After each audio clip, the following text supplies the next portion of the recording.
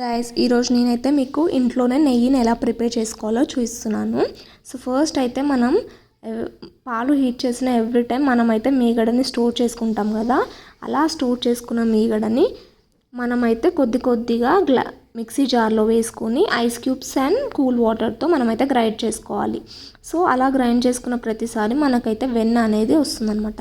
So వెన్న అట్లా వచ్చిందని మనకు ఎలా తెలుస్తుంది అంటే వాటర్ నుంచి మనం వేసిన తోడు మొత్తం సపరేట్ అయిపోతే మనకి వెన్న వచ్చినట్టు. సో ఇట్లా వచ్చిన వెన్నని మనమైతే ఒక బౌల్లోకి తీసుకోవాలి మొత్తం. సో తీసుకున్న తర్వాత కడాయి పెట్టుకొని స్టవ్ ఆన్ చేసుకొని కడాయి హీట్ చేసుకొని మనకి వచ్చిన వెన్నని మొత్తం కూడా మనం ఆ కడాయిలో వేసుకొని హీట్ చేసుకోవాలి. సో అట్లా హీట్ చేసుకున్నప్పుడు వెన్న మొత్తం అనేది మెల్ట్ అయిపోతుంది అన్నమాట. సో మెల్ట్ అయిపోయి లిక్విడ్ ఫామ్లోకి వస్తుంది. సో ఇట్లా సిమ్లోనే పెట్టుకొని ఇంకా మసల పెట్టుకోవాలన్నమాట. సో మనకైతే గోల్డెన్ కలర్ వచ్చేంత వరకు మసల పెట్టుకోవాలి.